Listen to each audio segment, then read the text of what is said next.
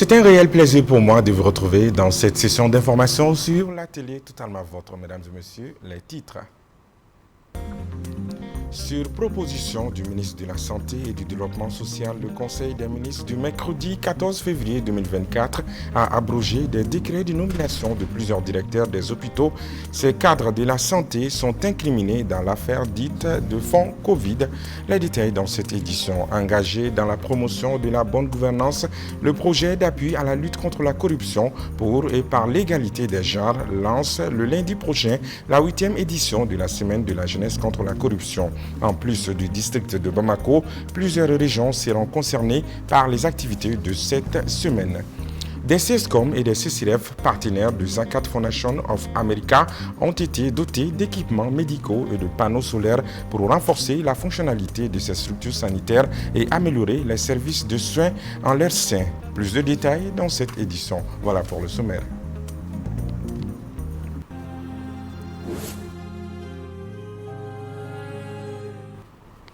Bienvenue à tous aux informations. Le projet d'appui à la lutte contre la corruption pour et par l'égalité des genres a organisé ce jeudi à son siège à Banakabougou une conférence de presse pour annoncer la 8e édition de la Semaine de la jeunesse contre la corruption. Cette semaine qui se tiendra du 19 au 26 février 2024 à Bamako et dans la région de Kaï, Koulikoro, Sikasso, Ségou, Mopti et Gao a pour objectif de contribuer à la lutte contre les pratiques corruptives et discriminatoires qui affectent les droits des filles, des femmes et d'autres personnes vulnérables. Compte rendu Amadou Diarra.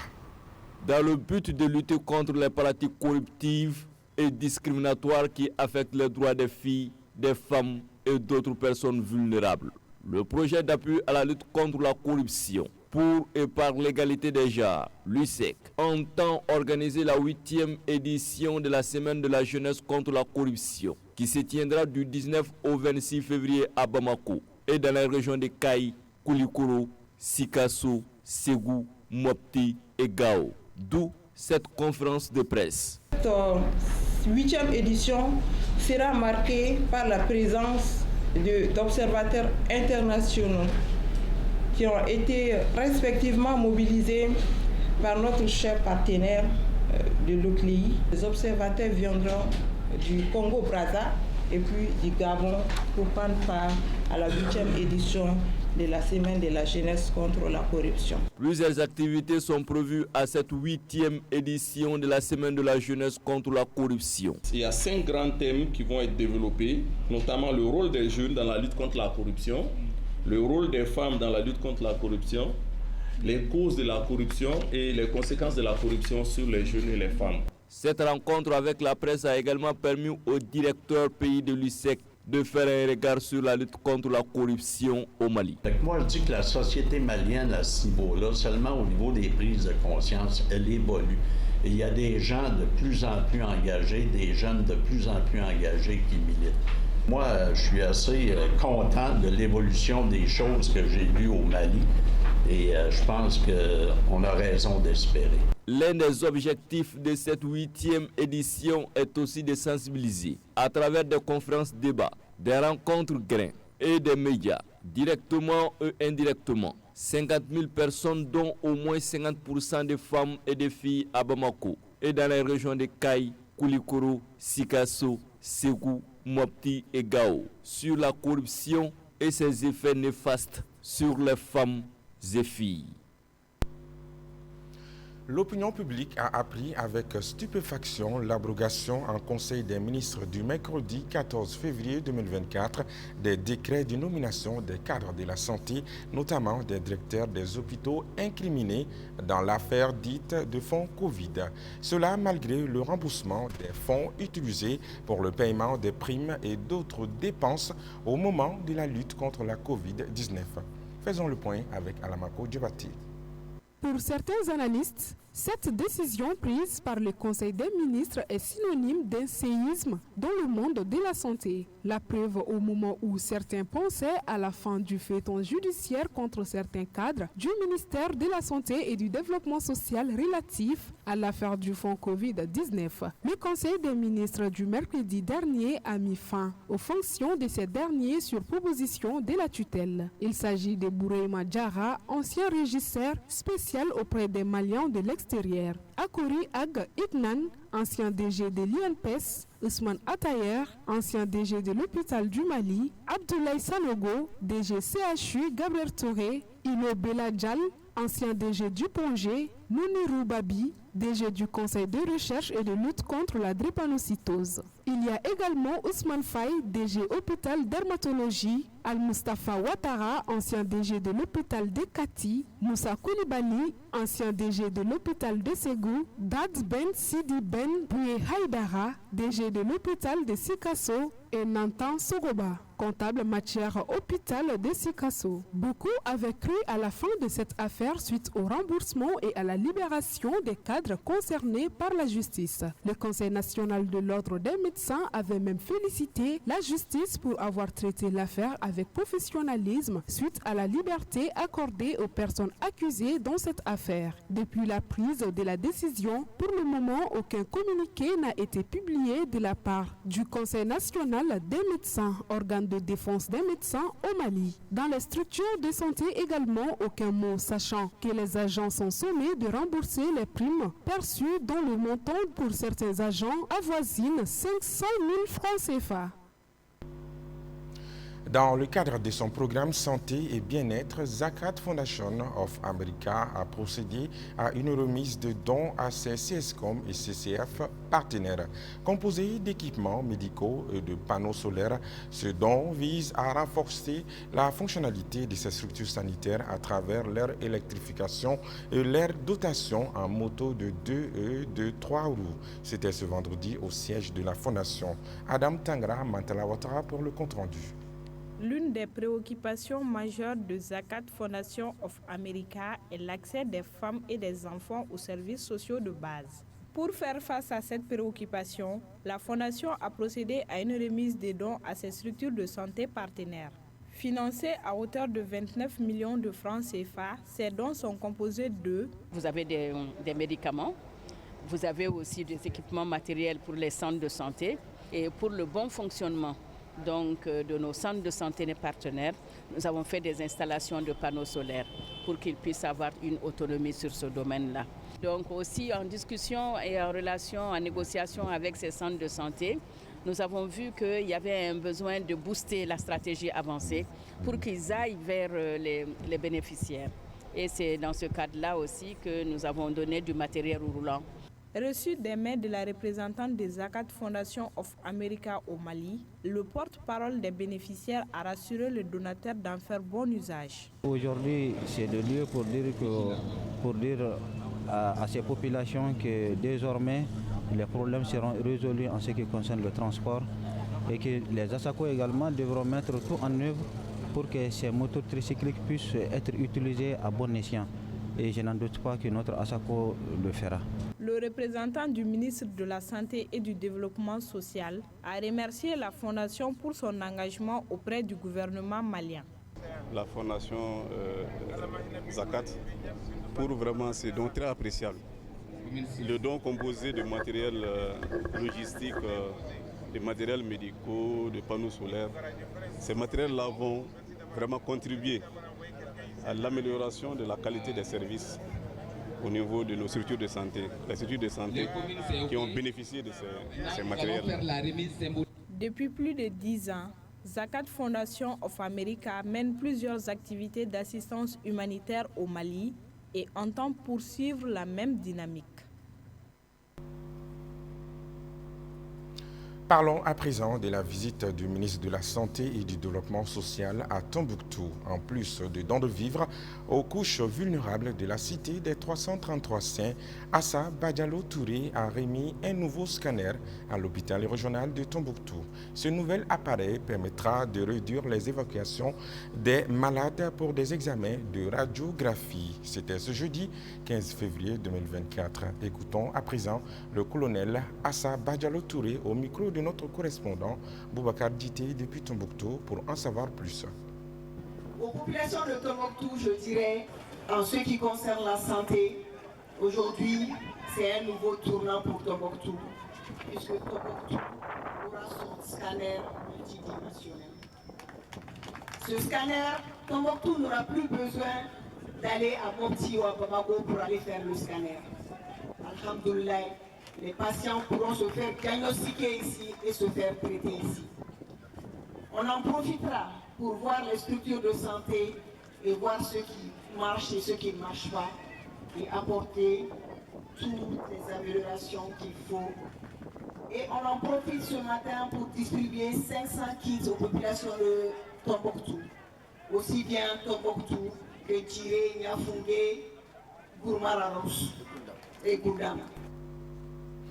Cette autre information a retenu dans ce journal, au moins 3 employés de la société minière B2Gold sont décédés dans une attaque contre un des convois de transport des employés. En plus des décès, la société déplore des cas de blessés. Cet incident malheureux est intervenu hors du site à 75 km de Bamako en provenance de Fekola. Les blessés ont été conduits dans un hôpital à proximité de l'incident.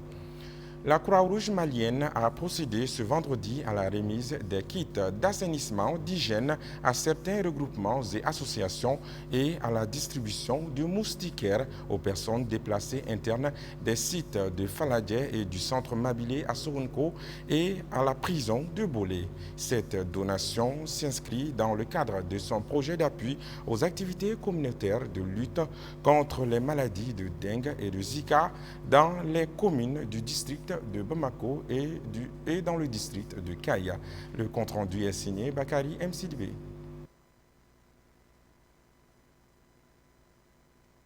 Ces kits d'assainissement remis par la Croix-Rouge malienne aux regroupements et associations et des moustiquaires imprégnés distribués aux déplacés internes des sites des déplacés internes de Faladje et du centre Mabilé et la prison de Bolé contribue à la lutte antivectorielle dans le cadre de la riposte contre les maladies de dengue et de Zika. L'objectif pour nous, effectivement, c'est de poursuivre nos efforts d'accompagnement de l'État dans le renforcement des capacités des ménages, mais aussi dans la prévention de ces épidémies-là. À travers des appuis dans le domaine de la santé, à travers des appuis dans le domaine effectivement de la sécurité alimentaire et dans le domaine des abris. Alors donc, ce projet, cette distribution de kits n'est qu'une activité parmi tant d'autres. Quant aux bénéficiaires de cette donation, qui a coûté environ 26 millions de francs CFA, ils ont salué ces gestes de la Croix-Rouge malienne.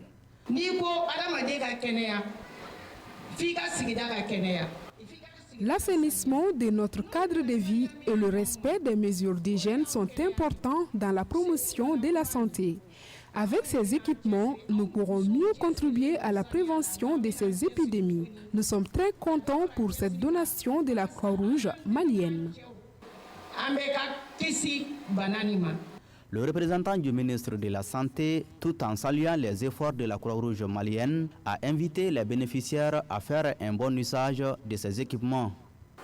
Le ministère de la Santé félicite la Croix-Rouge malienne, auxiliaire des pouvoirs publics, pour les actions qu'elle mène en termes de riposte contre la dengue et le Zika, grâce au fonds d'urgence pour la réponse aux catastrophes de la Fédération internationale de la Croix-Rouge et du Croissant-Rouge. J'exhorte les bénéficiaires à faire un bon usage de ces équipements et à s'investir dans la lutte contre les maladies en organisant plutôt des actions de salubrité afin de détruire les gîtes larvaires. À noter que cette donation s'inscrit dans le cadre du projet de prévention et de contrôle de l'épidémie de dengue et Zika dans le district de Bamako et dans la région de Kaye. La Fondation Orange a inauguré ce vendredi 16 février 2024 une salle de multimédia au groupe scolaire Mamadou Diarra 2 de Médine. L'objectif est de mettre gratuitement à la disposition des élèves de l'enseignement fondamental des contenus éducatifs sous forme numérique. Et c'est dans le cadre de son programme pour réduire la fracture numérique dans l'éducation malienne. Compte rendu, Maïmouna Ouedraogo, Zakaria Oumar Keita. Cette nouvelle salle multimédia au groupe scolaire Mamadou Diarra numéro 2 de Médine est offerte par la Fondation Orange Mali. Ainsi, par ses gestes, la Fondation concrétise sa volonté d'œuvrer à l'accès aux nouvelles technologies pour tous en milieu scolaire. Je suis très ému parce que je vois que c'est comme si on a ouvert la porte du monde aux enfants. Vous voyez, je place ça dans ce cadre. Vraiment, je suis très satisfait. Même quand ceux qui ont la chance d'aller ailleurs, dans d'autres pays, ne sont pas étrangers à l'informatique. Vraiment, je remercie la Fondation Orange qui nous a aidés et qui nous a permis d'avoir ces précieux outils. Pour la directrice du CAP de l'hippodrome, cette nouvelle salle va apporter un plus dans l'éducation des enfants en termes de nouvelles technologies. L'éducation des élèves prime. Aucun sacrifice n'est de trop pour les enfants. Donc nous sommes très ravis de cette donation de la Fondation Orange. Et en plus de leur formation académique en classe, ils pourront quand même manipuler l'outil informatique qui est nécessaire, indispensable aujourd'hui. La Fondation Orange est engagée dans l'éducation de façon générale et la réduction de la fracture numérique en particulier. Dans cette dynamique, cette salle numérique va permettre au groupe scolaire Mamadou Diarra numéro 2 d'avoir un cadre de vie et d'enseignement moderne afin de préparer les élèves aux enjeux de demain. Vous savez, dans les actions de la Fondation, l'éducation est un levier très très important parce que nous pensons que le développement et l'épanouissement d'un pays passe forcément par l'éducation des enfants. C'est pourquoi nous avons initié divers projets, notamment les projets numériques et les projets de salles multimédia comme celle que nous inaugurons ici aujourd'hui, afin d'initier les enfants à l'outil informatique qui aujourd'hui est indispensable pour leur épanouissement et pour la recherche d'emplois futurs. Cette salle multimédia d'une valeur de 10 millions de francs CFA est composée de 13 ordinateurs, 13 tables pour ordinateurs, des sièges, une imprimante et photocopieuse multifonctionnelle et la connexion Internet annuelle gratuite. Actualité dans un autre registre, les femmes veuves du camp de Koulouba, après plusieurs jours de formation en saponification, viennent de recevoir leur attestation. Initiée par l'association Sigida Yele en collaboration avec la direction du service social des armées, l'objectif de cette formation est de permettre à ces femmes d'assurer leur autonomisation économique. La cérémonie de remise a eu lieu ce jeudi 15 février à la direction du service social des armées. Le compte-rendu est signé Gabriel Keita, Zakaria Oumar Keita. Elles sont au total 105 femmes veuves à recevoir leur attestation en saponification après des jours de formation. Cette initiative de l'association Sigida Yele, en partenariat avec la direction du service social des armées, a pour but de contribuer à l'autonomisation de ces femmes veuves. Ces formations en saponification ont démarré depuis 11 ans.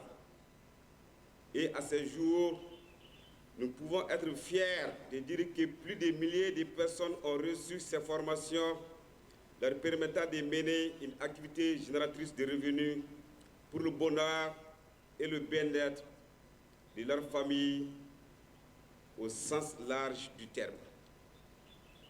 Cette session de formation démontre les efforts colossaux consentis par les partenaires, animés d'une bonne volonté telle que l'association Sigida Yele du Mali, se souciant du bien-être des femmes des camps, pour dire que les nouvelles connaissances que vous avez transmises à ces femmes leur permettront de créer leur entreprise et générer des revenus afin d'assurer leur autonomie financière. Tout en se réjouissant de la qualité de la formation, les formateurs rassurent de la compétence nécessaire de ces femmes à affronter le marché de la fabrication du savon. Dans cette formation, les femmes ont fait preuve de courage et ont pu produire 4 types de savons. Et si elles se réunissent pour travailler chaque jour, elles peuvent faire un bénéfice de 60 000 francs CFA. Les bénéficiaires ont salué le geste de Sigida Yele qui, selon elle, va sans nul doute contribuer à leur autonomisation.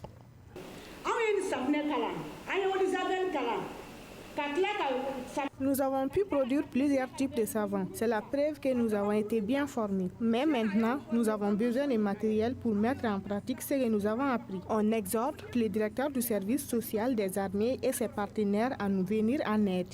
La direction du service social des armées a remis une attestation de reconnaissance à l'association Sigida Yele pour son engagement en faveur des femmes. La cérémonie a pris fin par la remise des attestations aux bénéficiaires de la formation. Culture, parlons-en. La première édition du Festival des communautés de culture Songhai, initié par l'Association des communautés de culture Songhai en mouvement, autrement dit Irganda, est lancée depuis ce jeudi au Palais de la Culture Amadou Ampateba. Cette édition, qui prend fin le 17 février 2024, est placée sous le thème de la communion et de la résilience pour le Mali. La cérémonie d'ouverture était présidée par le ministre de la Justice et des Droits de l'Homme, Garde des Sceaux, Mamadou Kassongué, représentant le Premier ministre en présence du ministre en charge de la Culture et de plusieurs invités de marque. Baté le Lomadi pour nous en parler.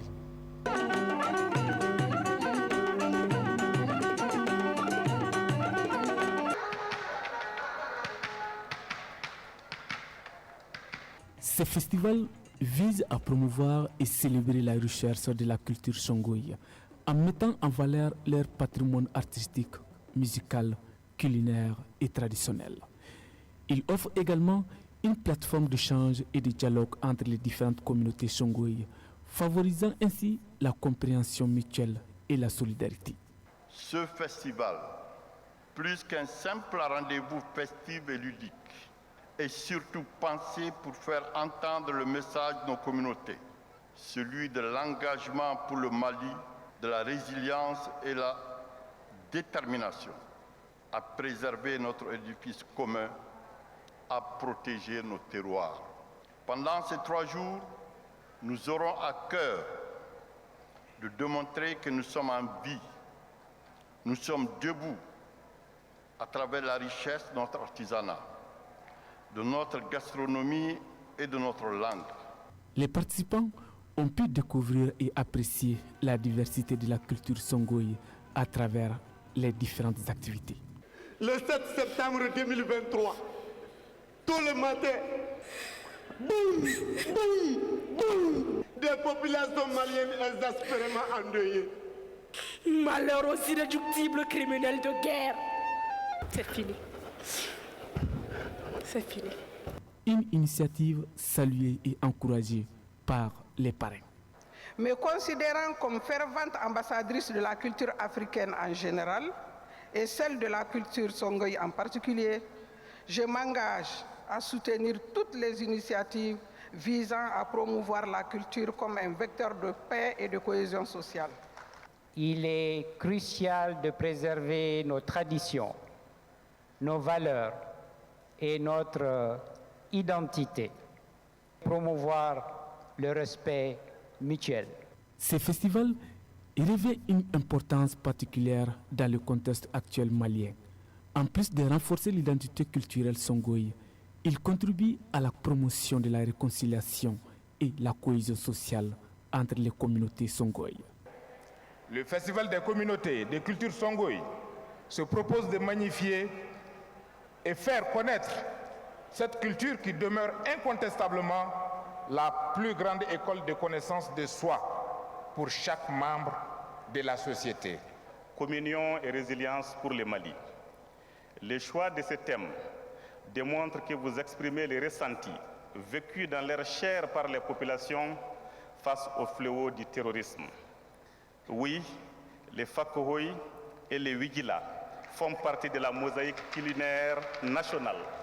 L'ouverture de la première édition du Festival songhai a été marquée par des prestations artistiques, la visite guidée des stands expositions, des démonstrations culinaires et des prestations de danse traditionnelles. Un vibrant hommage a été rendu aux victimes du bateau Tombouctou, attaqué par des groupes armés terroristes. Ainsi s'achève cette session d'information sur la télé totalement vôtre. Merci à vous de l'avoir suivi avec attention. Que la paix et la grâce de Dieu soient sur le Mali. Bonsoir, à très bientôt.